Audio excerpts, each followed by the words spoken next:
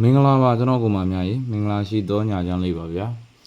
ကဲကျွန်တော်တို့ကိုကျော်စင် channel တွေလည်းအကုန်ကြွသွားတယ်ပေါ့နော်ဒီ channel ရဲ့အဘက like တွေမှာတောက်လျှောက်ကျွန်တော် channel နှလုံးတင်ပေးထားတယ်အသစ်ကလေးရောဆိုရင်ရန်ခဲ့ဘက်ကဖွင့်သုံးနေတဲ့ကျွန်တော်တို့ channel အသစ် subscriber 600ကျော် channel လေးအသစ်ကလေးပါထပ်ထီသွားတယ်ပေါ့အဲ့တော့ကျွန်တော် channel 3လုံးကုန်သွားပါတယ်နှလုံးကလုံးပိတ်သွားတယ်တစ်လုံးကတော့မပိတ်သေးဘူးဆိုပေမဲ့လွှင့်ရင်ထပ်ထီအောင်ပါအားကြောင့်မလို့ကျွန်တော် like ကလေးတော့နားပါပြီအဲ့တော့ကျွန်တော် line နားနေတဲ့ကာလာလေးမှာကျွန်တော်ချစ်ကိုချစ်မများနဲ့လည်းအဆက်အသွယ်မပြတ်ရလေအောင်ကျွန်တော်သွားတဲ့နောက်တောက်လျှောက် like ပေးတဲ့ like လာပေးတဲ့ကျွန်တော် grand လေးမှာကစားတဲ့ကျွန်တော်ကိုမများအတွက်ကျွန်တော် video file လေး video လေးလုပ်ပြီးတော့ပဲအရင်တော့ကျွန်တော် YouTube ကိုစပြီးဝင်တော့ like မပွင့်ခင်ကြီး video လေးစပြီးလွှင့်ပေးသလိုလေးပေါ့နော် video လေးတွေနဲ့ကျွန်တော် site မှုလေးတွေဟိုနဲ့ site မှုလေးတွေပြတဲ့အခါလဲပြပေါ့ဗျာ video လေးနဲ့ပြန်သွားရတာပေါ့ဒီ channel လေးကကျွန်တော်အခုမနေ့ကမှ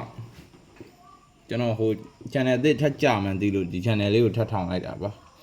เนาะဒါကြောင့်ကျွန်တော်ရဲ့စက်ကိုချစ်မှများအားလုံးပဲဒီ channel လေးကိုလည်း subscribe ဝင်လုပ်ပြထားပါတယ်ယူဝင်အကူမများလဲ like လေးကိုဒီဝင်ကြည့်ပြတရားပဲဒီ video လေးကြည့်ပြတာနဲ့ subscribe လေးဝင်လုပ်ပေးထားပါကျွန်တော် video 3ပုတ်4ပုတ်လောက်တော့တင်ပေးရလိမ့်မယ် video 3ပုတ်4ပုတ်နဲ့ short လေးကိုเนาะအဲ့လိုလေးတင်ပေးပြီးမှကျွန်တော် like ကပြန်ပွင့်မှာမလို့ like ပွင့်လာမှာ like ပွင့်လာမှာ like လေးမှာဆောင်းရမှာမလို့ဒါကြောင့်လောလောဆယ် live show လွှင့်လို့မပွင့်သေးခင်ဒီ channel တကယ်ကနေ video လေးနဲ့နေတဲ့ဇာတ်လေးလည်းပြင်ပေးမယ်ကျွန်တော်တပတ်သာဇာတ်လေးပေါ့တပတ်သာဇာတ်လေးကတော့ဒီတပတ်ဆိုလဲကျွန်တော်ကိုပါများ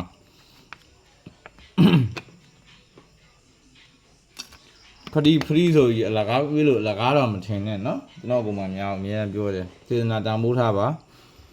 တောက်လျှောက်ပေးနေသေးတဲ့မွေးမှု398ဒီတပတ်ကန်ဆက်ခွေသမားရောဒီပဲပြောကြအောင်မလို့၄ဝေရှိအောင်ခဲ့398ကျွန်တော်တို့မွေးမှုအဆက်ကဲဖြရီ88တို့81တို့ရဲ့အဆက်ကဲပေါ့နော်အဲ့ဒီဘက်အဲ့လိုပဲထွက်မှာမွေး6ကွက်မှုတစ်ဖြက်ကဲကြံခဲ့တဲ့ဘက်ကအတိုင်းပဲ free သမားတွေတော့ကတော့ဟိုနေ formula မွေး၄ကွက်မှုလေးကျွန်တော်တို့ဒီ398အောင်မြင်ခဲ့တော့အဲ့398မူကအောင်ခဲ့တဲ့မူကဆိုရင်ကျွန်တော်တို့ပေးလာတာကလန်နာတောက်လျှောက်ကိုဘယ်နှပတ်လဲ3သေးအောင်3ပတ်အောင်ပြီဒီတစ်ပတ်အောင်ရင်၄ဘတ်မြောက်ပေးအောင်မှာဒီတစ်ပတ်လဲအဲ့ site ကအောင်မယ်လို့ကျွန်တော်ထင်တယ်အဲ့တော့ကျွန်တော်အရှိကြီး video လေးလည်းရှည်သွားမှာဆိုလို့အရှိကြီးမရှင်းပြတော့ဘူးเนาะဒီလောက်ကပဲစရှင်းပြပေးမယ်ဟောဒီက8တိတ်ကဒီက2 break ကပေါင်းချင်းဒီ3ညအဲ့ဒီ3ညကြောင့်3ညပေါ်ပါ9ခေါ်ချင်း3ည9ဒီအချိန်မှာအဲ့3ည9ဆိုတဲ့အချိန်ကိုဘယ် break နဲ့ပြီးလဲဆိုတော့ဒီ18ဆိုတဲ့6စွန်းကြောင့်9 4 6ဆိုတဲ့ break နဲ့ပြီးမယ်ဒါကျွန်တော်တို့ကို3ဘတ်ဇက်တိုက်ပေးခဲ့တော့မွေး6ကွက်မူလေးဒိုင်စီကကျွန်တော်ကိုမှများရတဲ့ကိုမတွေသိပါတယ်ငြိမ်နေပေမဲ့လဲရမယ်ဆိုတာเนาะအဲ့တော့ကျွန်တော်ကဒီချစ်ကိုကျွန်မများတော့ခုပြောချင်တာကဒီ channel လေးကိုလည်း subscribe လေးတော့ဝင်လုပ်ပေးပါအပ်ပေးပါဒီကျူကကိုမများ channel ဟောင်းကိုမများ live လေးဒီ video လေးကိုတွေးလို့မြင်လို့ဝင်ကြည့်သွားရင် video လေးကိုလည်း live လက်မလေးလုပ်ပေးခဲ့ပါ channel လေးကိုလည်း subscribe လေးလုပ်ပေးခဲ့ပါဗျာเนาะကျွန်တော်ဝင်များတော့အများတန်းတော့စူးစမ်းပေးနေတခါရရင်အကောက်တရဗျာအဲ့လိုတစ်ဖို့ထိနေတော့စိတ်တွေလည်းတခါရရင်ညစ်ပါတယ်ကဲအဲ့တော့ video ရှင်းမှာဆိုလို့ကျွန်တော်တို့ညံလုံးလေးပဲသွားမယ်เนาะ video ရှင်းကျွန်တော်တို့ကဒီ line မကောင်းတော့တင်ရကြာလို့တိုက်လို့မဟုတ်လို့ပါ live show လို့မဟုတ်တဲ့အတွက်ကျွန်တော်တို့305ဝန်းချင်း946 break နဲ့ဒီမှာဘာအောင်လဲ3ညနဲ့ break လေးဆိုပြီး3ည4မှာအောင်တယ်အဲ့တော့နောက်တစ်ပင်ဟောဒီက3ညဘူးဆိုတဲ့3ည break ကို6ထိန်းနဲ့ပေါင်းချင်းဒီ6ကြောင်း6 power တက်ခေါ်ခြင်း6တက်ဆိုတဲ့အချိန်ပေါ့ဒီ6တက်ဆိုတဲ့အချိန်ဒီဘယ် break နဲ့ပြီးရမှာလဲဟောဒီက40ဆိုတဲ့492 break နဲ့ပြီးရမှာအဲ့တော့ကျွန်တော်တို့6တက်1ချင်း492 break ဒီမှာဘာအောင်လဲဆိုတော့ဒီဘက်ထဲမှာ6ဘူးဆိုပြီးအောင်တယ်အဲ့ကောင်တောက်ကြနေတော့မရောက်ဘူးအဲ့မွေးကနန်းမှုကနောက်ကြရင်တော့ကြာသာ break တောက်ထိပဲအထွက်များတယ်အဲ့တော့6တက်ကို492 break နဲ့66ဆိုပြီးအောင်မြင်ခဲ့အဲ့မူကရှေ့ပြီเนาะကျွန်တော်တို့ဒီလောက်ထိဖြစ်သွားပြီเนาะကျွန်တော်တို့လက်တွေ့ကင်ပြီးသုံးခဲ့တာဒါရှိကပတ်စံထုတ်ခဲ့တာနေเนาะကျွန်တော်တို့ဘယ်နှပတ်3ပတ်ရှိပြီဒီကံခဲ့ရဲ့ဘက်ကောဆိုဒီတစ်ပတ်လဲအောင်မှာအဲ့မွေ6ကွက်မူကဟောဒီက84ဆိုတဲ့ break တစ်ကို4ထိန်းနဲ့ပေါင်းခြင်းဒီ9အဲ့ဒီတော့93ည1ချင်းဒီ93ည1ချင်းကိုဘယ် break နဲ့ဆင်းมาလဲဆိုတော့1ခွန်ရဲ့8စွန်းကြောင်း831ဒီ break အဲ့တော့93ညဒီ1ချင်း831ဒီ break ပါအဲ့ဒီမှာဘာအောင်လဲဒီအပတ်ထဲမှာ38 53ညက3ညကို break 8နဲ့ပေါ့ဗျာအဲ့တော့38ဆိုပြီးအောင်တယ်ကျွန်တော်တို့နောက်တစ်ပင်ဟောဒီက69ဆိုတဲ့6ကို5 break ကို2ထိန်းနဲ့ပေါင်းခြင်း ဘာဆုံးလဲခွန်အစွန်းပေါ့နော်အဲ့ဒီခွန်အစွန်းကြောင့်ခွန်နှစ်ဒီဝမ်းချင်းမှာခွန်ပါဝါနှစ်ကော့ချင်းခွန်နဲ့ဝမ်းချင်းသူ့ကိုဘယ်ပရိတ်နဲ့အပြီးပေါက်ပေးမှလဲနှစ်3ရဲ့ပေါင်းချင်း9 9 3ညာ3ဒီပရိတ်ခွန်နဲ့ဝမ်းချင်း9 3ညာ3ဆိုတဲ့ပရိတ်မှာမွေး6ကွက်ဒီပါလဲကျွန်တော်တို့ဒီမှာအောင်ခဲ့တာ60ခွန်လို့အောင်ခဲ့တယ်21လို့အောင်ခဲ့ဒါမှတကွက်ထွက်ရင်နားမယ်60ခွန်အောင်ပြီနားမယ်နော်အပတ်တိုင်းကျွန်တော်တကွက်ထွက်နဲ့ပဲလိုက်ခိုင်းတာအဲ့တော့ခွန်လေးတစ်ပရိတ်ကို2ထိန်းနဲ့ပေါင်းချင်းဒီပါလဲခွန်လေးဆိုတဲ့1ကို2နဲ့ပေါင်းချင်းဒီ3 38ဒီ1ချင်းဘာဒီပရိတ်လဲဒီ65ရဲ့4ဆိုရင်492ဒီပရိတ်ပေါ့နော်အဲ့တော့38 1ချင်း492ပရိတ်ဒီနောက်ဘက်ကိုအောင်မြင်မှုပေးရမယ်38 1ချင်း492ဒီပရိတ်အဲ့မှာဖွင့်တာနဲ့လောက်သွားတာ63 81နော်အဲ့လိုကြီးဖွင့်တာနဲ့တော့တားလောက်တာကဲအဲ့တော့ကျွန်တော်တို့နောက်တစ်ပတ်မှာဒီမှာဗာကြလဲဆိုတစ်ပူးရဲ့2 break ကို4ထိန်းနဲ့ပေါင်းချင်းစီ6 1 1ချင်းအဲ့ဒီ6 1 1ချင်းကိုဘယ် break နဲ့ပြီးရမှာလဲ1 8ဆိုရဲ6ဆုံးကြောင့်6 4 6 break နဲ့ပြီးရမှာဒီကောင်ကြီးမွေးပေါ့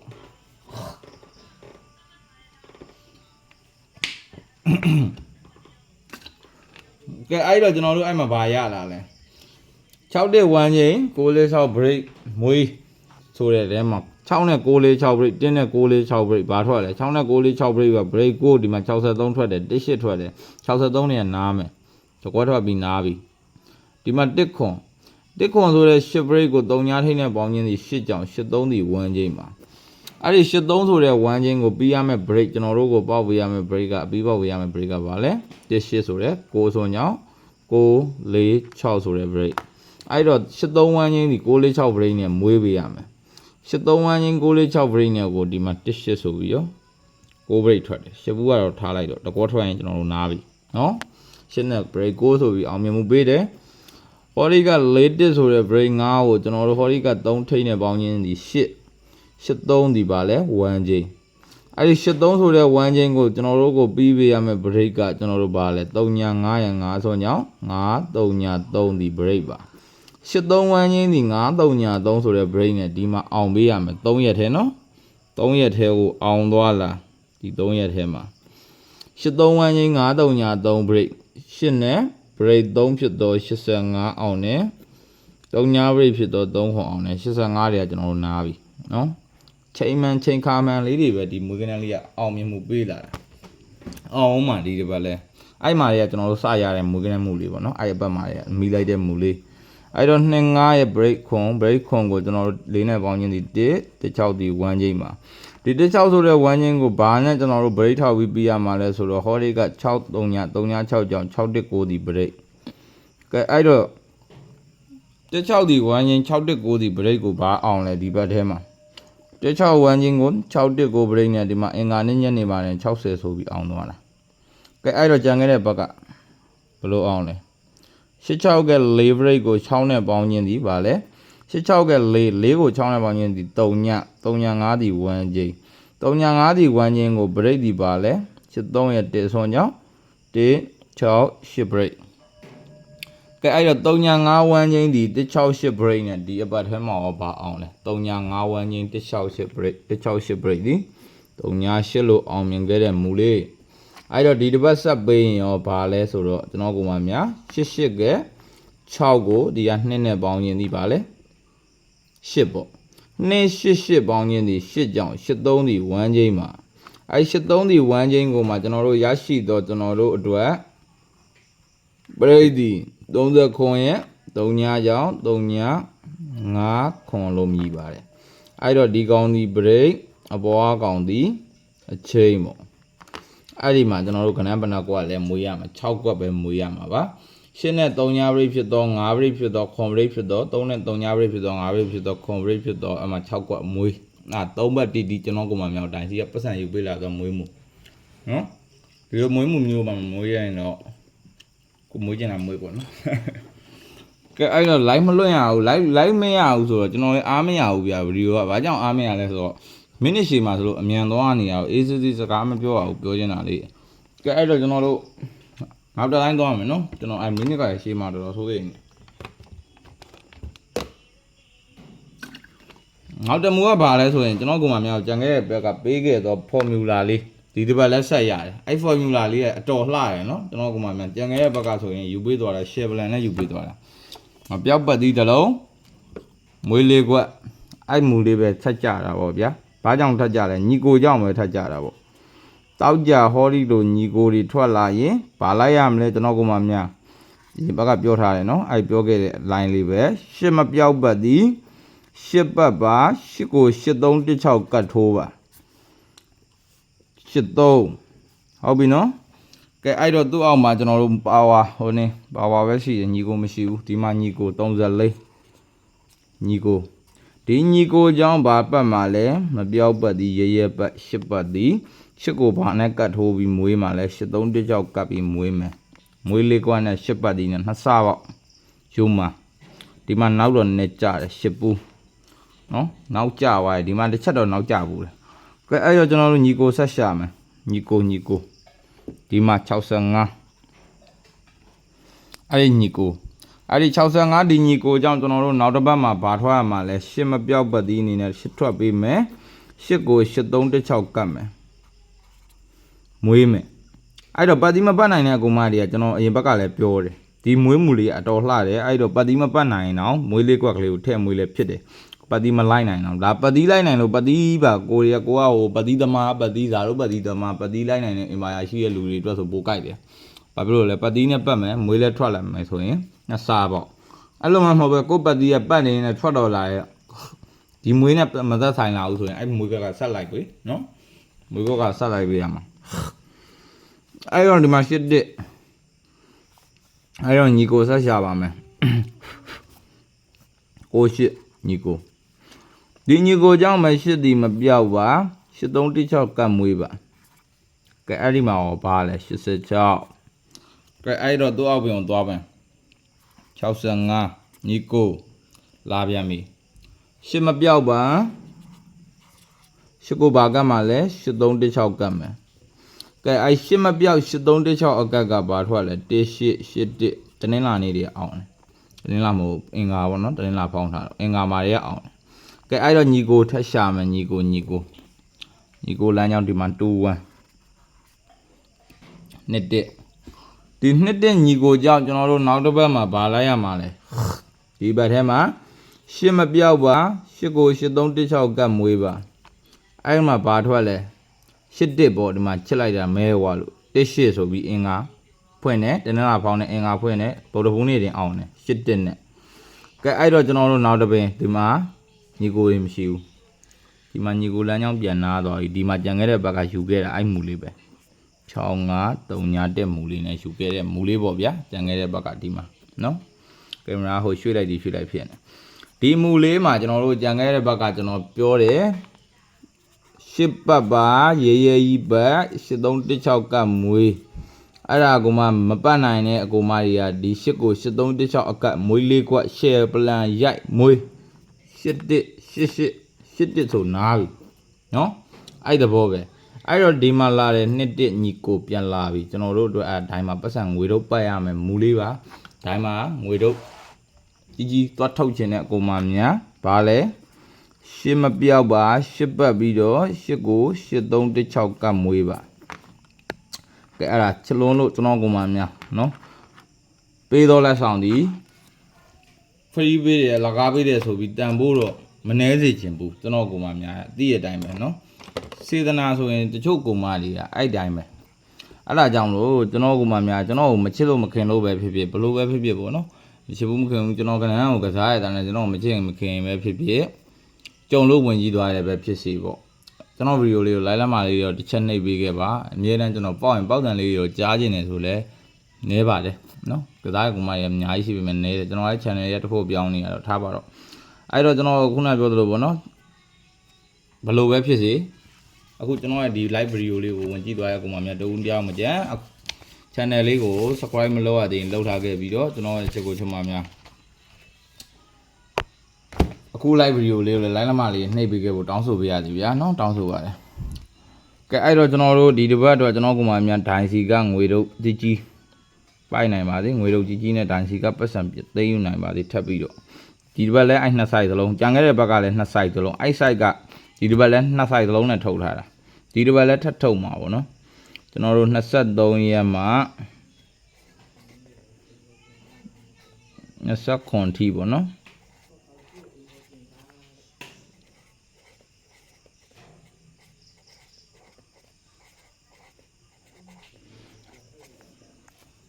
တပတ်စာ1000တို့2000တို့ဖုန်းဝင်ခေါ်တဲ့ဆရာပေးတဲ့ကဏ္ဍမှာမှန်တာမဟုတ်ဘူးကိုလည်းခေါ်ခဲ့ဘူးပါတယ် Facebook မှာတော့ကြော်စင်တစ်ချိန်တော့ဆိုရင်တော့အဖွဲ့ဝင်ခေါ်ခဲ့ဘူးပါတယ်ဒါပေမဲ့ကျွန်တော်တို့ live တွေမလွှင့်တော့တဲ့နောက်ပိုင်းကျွန်တော်မိတ်ဆွေတွေနဲ့လည်းဝေးသွားတဲ့နောက်ပိုင်းမှာကျွန်တော်အဖွဲ့ဝင်မခေါ်တော့တာဆိုရင်ရာသူနှစ်ဒီရာသူနှစ်တော့ပြောကုန်ပြီအေးပေါ့ဟိုနေ့ပေါ့လာပိုင်းတစ်နှစ်ကျော်သွားခဲ့ပြီနော်အဲ့တော့ချစ်လို့ခင်လို့ကန်ဆက်အခွေလာယူကစားတဲ့ကောင်မများတော့ကျေးဇူးတင်တယ်ကျွန်တော်လည်းဗာပဲပြောလိကိုမိုးစီဘူးဘေဘူးဘာဘူးဒီစားရစားတန်းဘိုးလေးတော့တုံးရတာပေါ့ဗျာကြံပြီးတော့မဟုတ်ဘူးလားအဲ့တော့ကျွန်တော်ကန်ဆက်အခွေတော့အမြင်နဲ့ခေါ်ပြီးတယ်ဒီနောက်ပိုင်းကျွန်တော်ပတ်တီးတစ်လုံးပြန်ထုတ်ပေးမယ်ခုမကျော်ပတ်တီးဒါစိတ်ဝင်စားတဲ့ကောင်မများတော့ပုံမှန်တိုင်းပဲကိုတော်သိရဲ့ဖုန်းနံပါတ်45239ခွန်ဘိုက်ပါတော်၎င်းအခုတယ်ယူဝန်ကိုမိုင်းဆိုတဲ့တယ်ယူဝန်မှာပဲဖြစ်ဖြစ်ပေါ့နော်ဒါယူကစားထွန်းနေကိုမောက်အဆင်ပြေလို့ပဲနော်မပြေရင်လည်းနေပေါ့ဗျာဟုတ်လား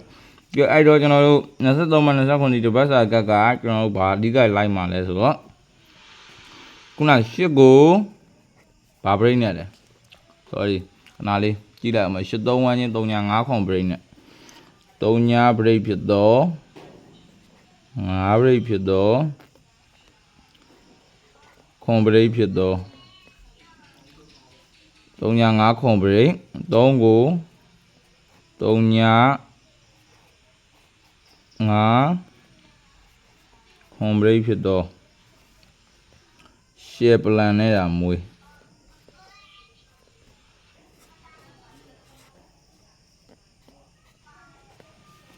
ရှယ်ပလန်နဲ့တာကိုရိုက်မွေးနော်တိုင်းစီကတူတူလန်လိုချင်တဲ့ကောင်မများနောက်ထပ်ရှယ်ပလန်နဲ့ထပ်မွေးရှယ်တွေနဲ့ယူမွေးခိုင်းနေတာကိုကျော်စင်ဘယ်ဟာမှရှော့မွေးအောင်မပါဘူးဖြစ်နေနော်အဲ့တော့ရှယ်မွေး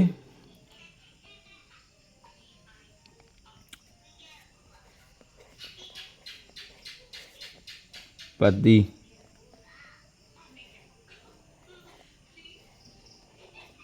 ရှစ်မပြောက်ပတ်သည်ပေါ့နော်ကျွန်တော်ခုနပြောမပြောက်ပတ်သည်ဗုဒ္ဓဘူးဒီကောင်ကတော့ဗုဒ္ဓဘူးကြော်ရင်လည်းကြော်မှာပေါ့ဒါဖော်မူလာမွေးလည်းဖြစ်တယ်ကြံခဲ့တဲ့ဘက်ကလည်းပတ်စံယူပေးစားတယ်ရေးရေးကြီးလည်းလိုက်လို့ရတယ်ဒါပေမဲ့နောက်ကျတော့နောက်ကျနိုင်တာတွေရှိရပေါ့နော်ဗုဒ္ဓဘူးမကြော်မဟုတ်တဲ့အတွက်သူကတော့စီကြောမှာဗုဒ္ဓဘူးကြော်သွားနိုင်တာတွေလည်းရှိတယ်ဒါပေမဲ့ဒီကောင်စောမှာပါဒီတစ်ပတ်ထွက်လာရင်စောလိမ့်မယ်ကဲအဲ့တော့မပြောက်ပတ်သည်ပတ်သည်လိုက်မဲ့ကောင်မများရှစ်ရေးရေးလိုက်မယ်ရှစ်နဲ့ပတ်သက်ပြီးဘာတင်မွေးမလဲကျွန်တော်ကောင်မများဆိုရင်ရှစ်ဘူးရှစ်သုံးရှစ်တစ်ရှစ်6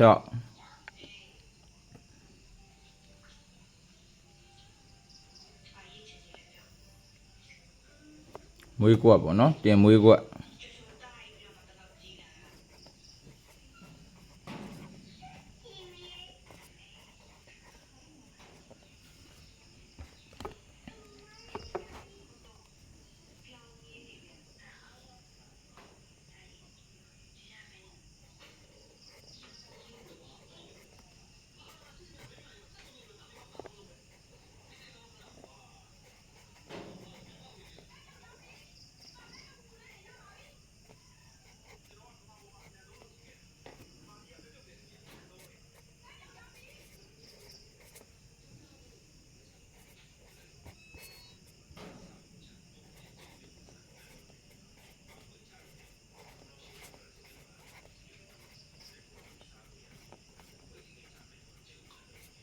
ကန်ဆက်ခွေကကျွန်တော်အပတ်တိုင်းခေါ်ပေးရနော်လေးလုံးခွေအဲ့ဒါခိုင်းပုံမှန်လည်းပြောတာပါကန်ဆက်ခွေလေးလုံးခွေခေါ်ပေးတာဒီကျွန်တော်ကမှမြတ်ပတ်စံပေးရတာလားပတ်စံလွှဲပြီးလာယူရတာပတ်စံလွှဲကြမလို့ထွက်ပြီးကိုမကိုအဆင်ပြေသလောက်လွှဲပေးနော်ချစ်ချင်းမဟုတ်ဘူးအနေနဲ့ဘေဘုံအနေနဲ့ပဲဖြစ်ဖြစ်ပေါ့ကိုမိုးစီဘုံအနေနဲ့ပဲဖြစ်စီကျွန်တော်အရင်တဲယူရမှလည်းအမြဲတမ်းခေါ်လို့ကျွန်တော် YouTube channel အဟောင်းတွေကျွန်တော်လည်းအမြဲတမ်းခေါ်ပါတယ်အဲ့တော့ဒီ channel သေးလေးကကိုမကြီးကတော့တီးပြီးသားပါကျွန်တော် Telegram ကိုမကြီးနဲ့အခုမှ channel ကစဖွင့်လာတာမနေ့ကမှဖွင့်လိုက်တာ subscriber ပါမရှိတရားတော်မပြည့်သေးဘူးအဲ့တော့ဒီဗီဒီယိုလေးကိုတွေ့လို့ အခုမှကြုံလို့ကျွန်တော်မသိသေးလို့ဝင်ယူပြီးကြည့်ပြီးကစားတယ်စောင့်ကြည့်မယ်ဆိုလည်း channel လေးကို subscribe လေးလုပ်ပြီးတော့ကျွန်တော်ကမှများအခု video လေးကို like လက်မလေးနှိပ်ပေးခဲ့ဖို့တောင်းဆိုပေးရစီဗျာเนาะတောင်းဆိုပါတယ်ကဲအဲ့တော့ကျွန်တော်ကမှများအားလုံးပဲကန်တူကြိုးပေးလို့ရရှိပါစေကန်ချင်းထက်လို့မြတ်ကြပါစေဗျာ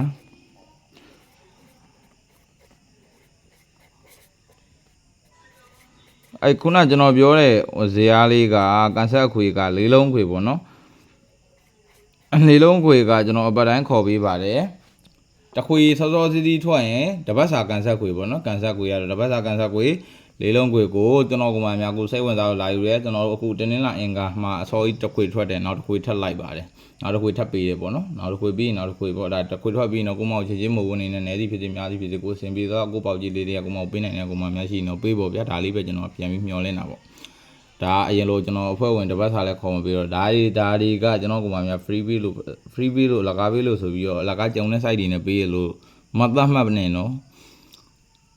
အဖွဲ့ဝင်ခေါ်ပြီးပေးနေတဲ့မူတွေပဲအရင်တော့ငါလို့ဆိုရင်နော်